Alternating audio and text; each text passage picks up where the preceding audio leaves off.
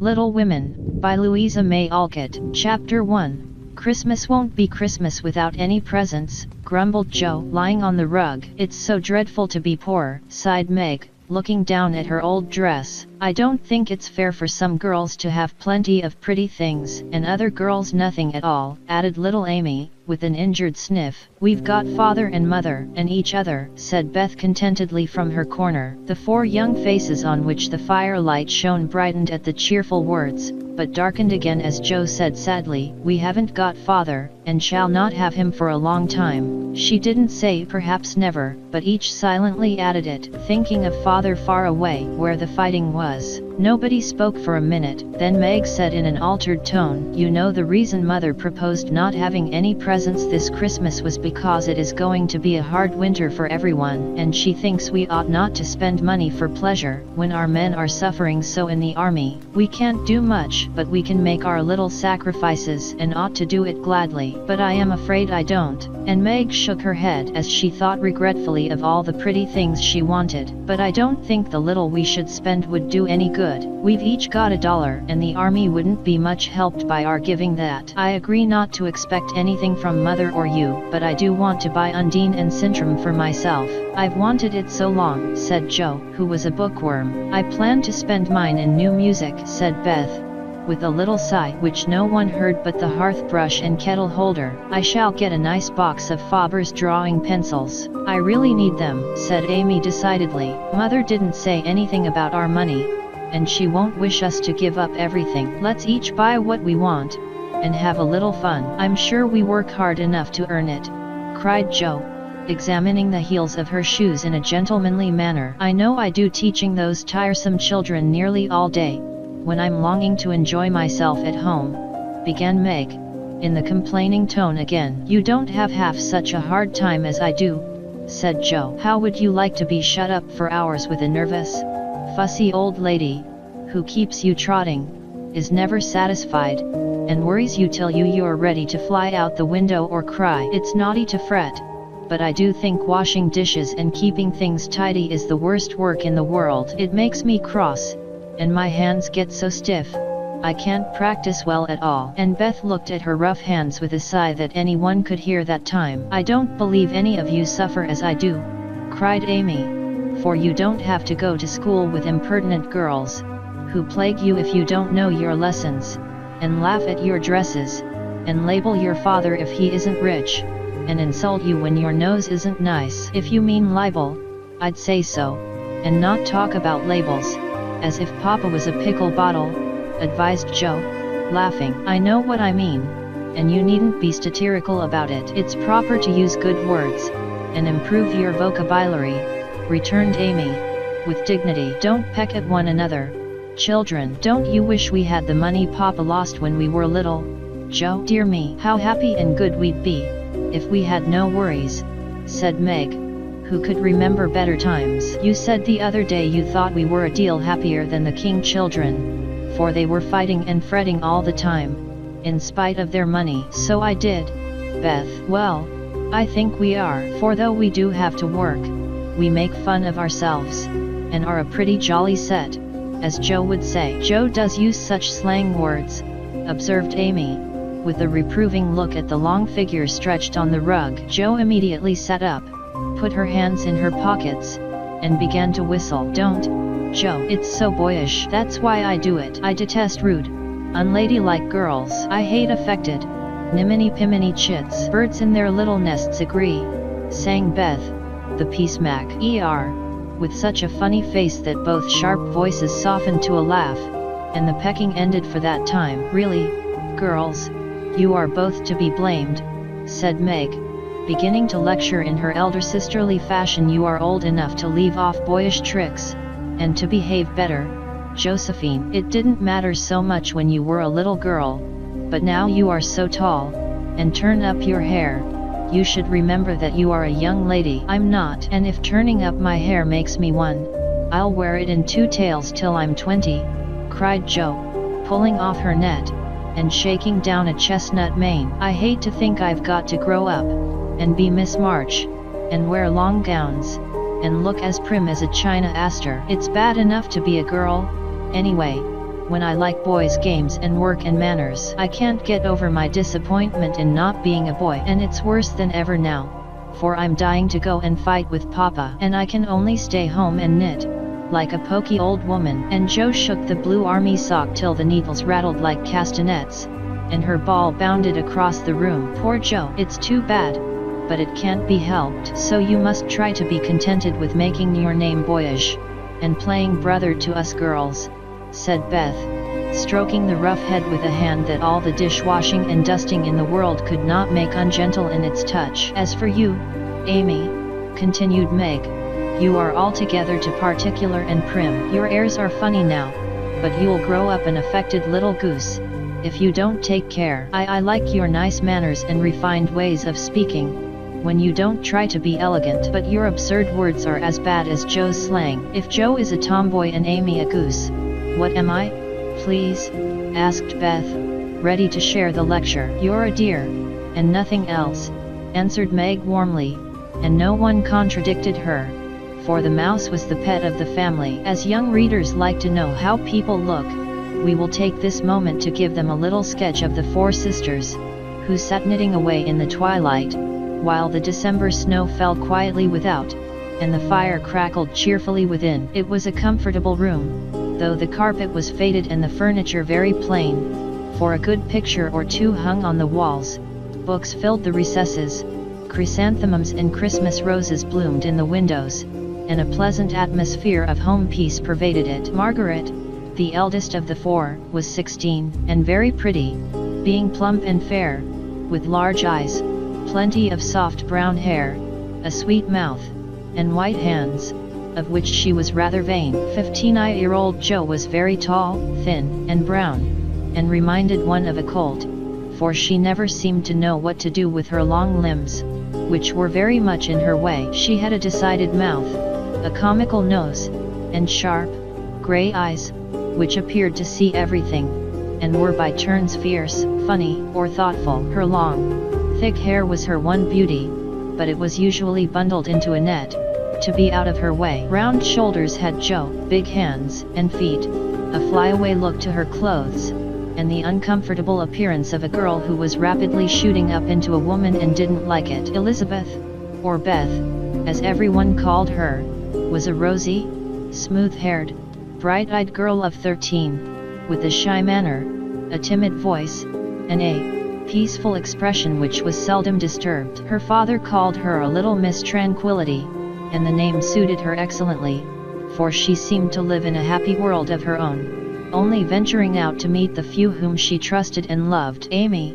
though the youngest, was a most important person, in her own opinion at least. A regular snow maiden, with blue eyes, and yellow hair curling on her shoulders, pale and slender, and always carrying herself like a young lady mindful of her manners. What the characters of the four sisters were we will leave to be found out. The clock struck 6 and, having swept up the hearth, Beth put a pair of slippers down to warm. Somehow the sight of the old shoes had a good effect upon the girls, for Mother was coming, and everyone brightened to welcome her. Meg stopped lecturing, and lighted the lamp.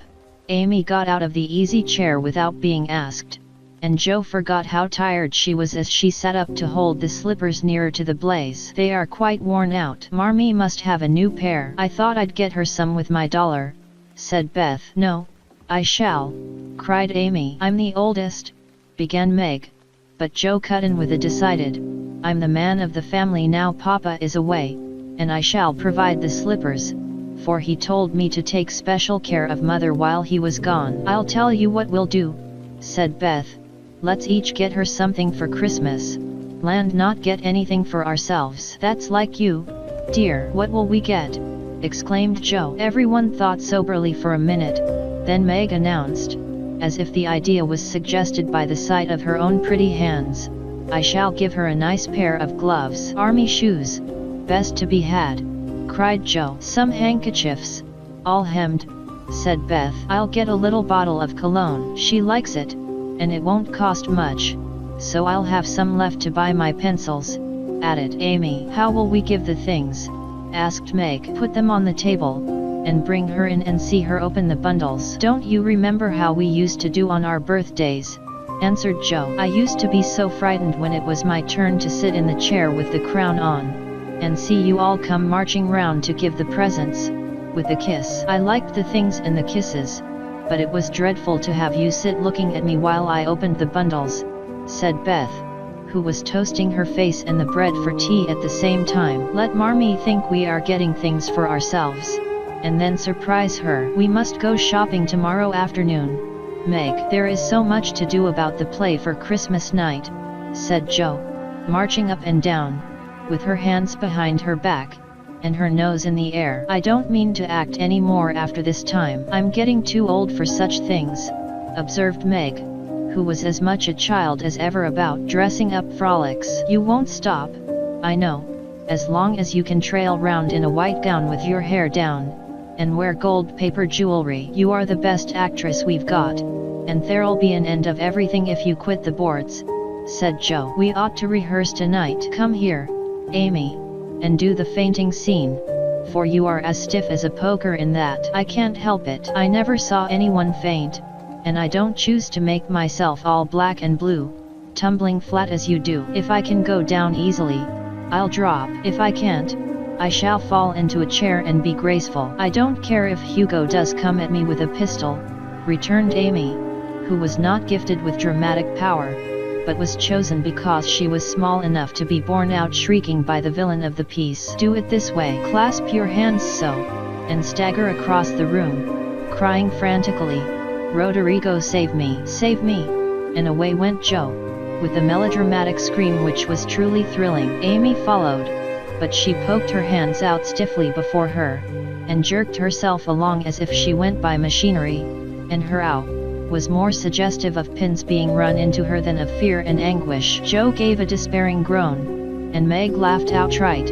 while Beth let her bread burn as she watched the fun with interest. It's no use. Do the best you can when the time comes, and if the audience laughs, don't blame me. Come on, Meg. Then things went smoothly, for Don Pedro defied the world in a speech of 2 pages without a single break. Hagar, the witch, chanted an awful incantation over her kettleful of simmering toads, with weird effect. Roderigo rent his chains asunder manfully, and Hugo died in agonies of remorse and arsenic, with a wild, ha ha. It's the best we've had yet, said Meg, as the dead villain sat up and rubbed his elbows. I don't see how you can write and act such splendid things, Joe. You're a regular Shakespeare, exclaimed Beth, who firmly believed that her sisters were gifted with wonderful genius in all things. Not quite, replied Joe modestly. I do think The Witch's Curse, an operatic tragedy, is rather a nice thing, but I'd like to try Macbeth,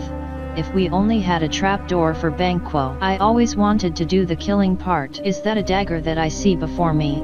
Muttered Joe, rolling her eyes and clutching at the air, as she had seen a famous tragedian do. No, it's the toasting fork, with Mother's shoe on it instead of the bread. Beth stage struck, cried Meg, and the rehearsal ended in a general burst of laughter. Glad to find you so merry, my girls, said a cheery voice at the door, and actors and audience turned to welcome a tall, motherly lady with a "Can I help you?" look about her which was truly delightful. She was not elegantly dressed, but a noble-looking woman, and the girls thought the grey cloak and unfashionable bonnet covered the most splendid mother in the world. Well, dearies, how have you got on today? There was so much to do, getting the boxes ready to go tomorrow, that I didn't come home to dinner. Has anyone called? Beth, how is your cold? Meg, Joe, you look tired to death. Come and kiss me, baby. While making these maternal inquiries, Mrs. March got her wet things off, her warm slippers on, and sitting down in the easy chair, drew Amy to her lap, preparing to enjoy the happiest hour of her busy day. The girls flew about, trying to make things comfortable, each in her own way. Meg arranged the tea table, Joe brought wood and set chairs, dropping, overturning, and clattering everything she touched. Beth trotted to and fro between parlor kitchen, quiet and busy, while Amy gave directions to everyone, as she sat with her hands folded. As they gathered about the table, Mrs. March said, with a particularly happy face, "I've got a treat for you after supper." A quick, bright smile went round like a streak of sunshine. Beth clapped her hands, regardless of the biscuit she held, and Jo tossed up her napkin, crying, "A letter, a letter!" 3 cheers for her father. "Yes, a nice long letter. He is well, and thinks he shall get through the cold season better than we feared. He sends all sorts of loving wishes for Christmas, and an especial message to you girls," said Mrs. March, patting her pocket as if she had got a treasure there. "Hurry and get done. Don't stop to quirk your little finger and simper over your plate, Amy," cried Jo, choking on her tea and dropping her bread, butter side down, on the carpet in her haste to get at the treat. Beth ate no more, but crept away to sit in her shadowy corner and brood over the delight to come, till the others were ready. "I think it was so splendid in father to go as chaplain when he was too old to be drafted, and not strong enough for a soldier," said Meg warmly. "Don't I wish I could go as a drummer, of Ivan What's-its-name, or a nurse, so I could be near him and help him," exclaimed Jo, with a groan. "It must be very disagreeable to sleep in a tent, and eat all sorts of bad-tasting things, and drink out of a tin mug," sighed Amy. "When will he come home, Marmee?"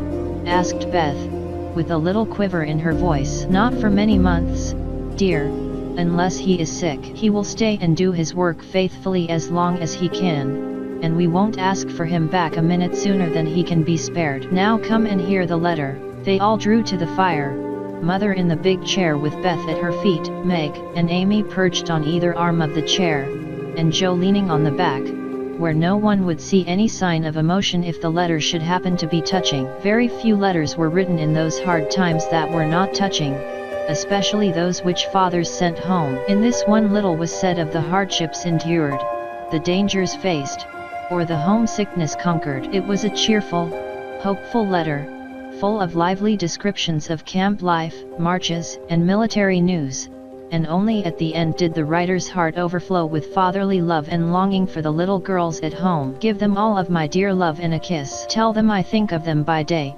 pray for them by night, and find my best comfort in their affection at all times. A year seems very long to wait before I see them, but remind them that while we wait we may all work, so that these hard days need not be wasted. I know they will remember all I said to them, that they will be loving children to you, will do their duty faithfully, fight their bosom enemies bravely, and conquer themselves so beautifully that when I come back to them I may be fonder and prouder than ever of my little women." Everybody sniffed when they came to that part. Jo wasn't ashamed of the great tear that dropped off the end of her nose, and Amy never minded the rumpling of her curls as she hid her face on her mother's shoulder and sobbed out, "I am a selfish girl, but I'll truly try to be better, so he mayn't be disappointed in me by and by." "We all will," cried Meg. "I think too much of my looks and hate to work, but won't any more, if I can help it. I'll try and be what he loves to call me, a little woman, and not be rough and wild,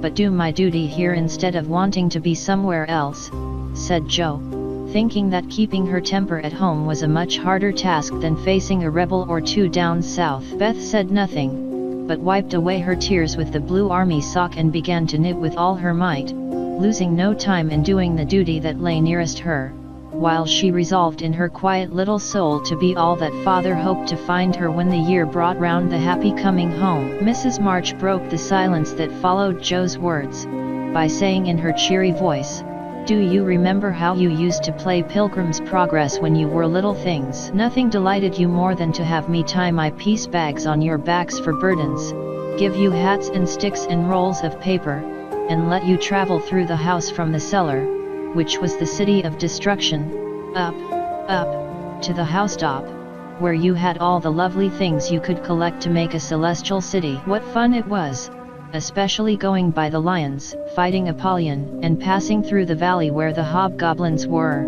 said Jo. "I liked the place where the bundles fell off and tumbled downstairs," said Meg. "I don't remember much about it, except that I was afraid of the cellar and the dark entry, and always liked the cake and milk we had up at the top. If I wasn't too old for such things, I'd rather like to play it over again," said Amy, who began to talk of renouncing childish things at the mature age of 12. "We never are too old for this, my dear, because it is a play we are playing all the time in one way or another. Our burdens are here, our road is before us, and the longing for goodness and happiness is the guide that leads us through many troubles and mistakes to the peace which is a true celestial city. Now, my little pilgrims, suppose you begin again, not in play, but in earnest, and see how far on you can get before father comes home. Really?